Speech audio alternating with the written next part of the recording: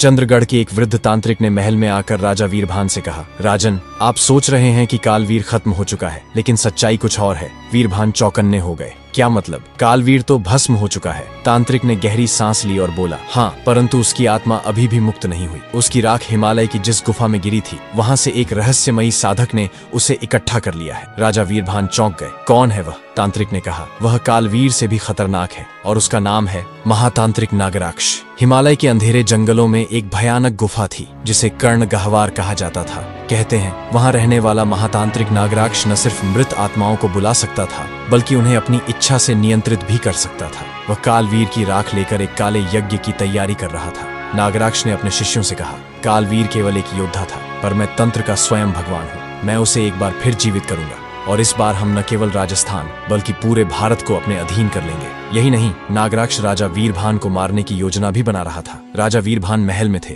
तब अचानक एक सैनिक फिर से भागता हुआ आया और कहा, राजन, संकट आ गया। हमारे चारों तरफ अजीब घटनाएं हो रही हैं। राजमहल के कुएं का पानी अचानक लाल हो गया है और रात के समय महल में कोई अदृश्य शक्ति घूम रही है। राजा वीरभान को तुरंत समझ आ गया कि यह नागराक्ष का ही काम है। उसी रात जब महल के सभी लोग सो रहे थे, एक काली छाया धीरे धीरे राजा वीरभान के कक्ष की ओर बढ़ रही थी। वह छाया कोई और नहीं बल्कि नागराक्ष का भेजा हुआ एक मृत योद्धा था। पर जैसे ही वह राजा के पास पहुंचा, वीरभान ने अपनी तलवार से उस पर वार कर दिया और वह छाया तुरंत धुएं में बदल गई। वीरभान समझ चुके थे कि अब इस युद्ध का अंत करने का समय आ गया है। वीरभान ने अपने योद्धाओं को तैयार किया और सीधे कर्ण गहवार गुफा की ओर प्रस्थान किया। गुफा के अंदर नागराक्ष ने अघोरी तंत्रियों की एक सेना इकट्ठा कर रखी थी। जैसे ही वीरभान ने गुफा में प्रवेश किया, चारों तरफ से भूतिया मंत्रों की आवाजें गूंज उठीं और नागराक्ष हंसते हुए बोला, स्वागत है राजा वीरभान। तुमने कालवीर को मारा था, परंतु मुझे नहीं मार सकते।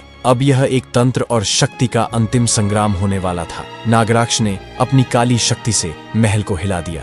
गुफा के चारों ओर रक्त की नदियां बहने लगीं और एक भयानक अंधकार फैल गया। वीरभान ने भी महाकाल की शक्ति से अपनी तलवार जला ली।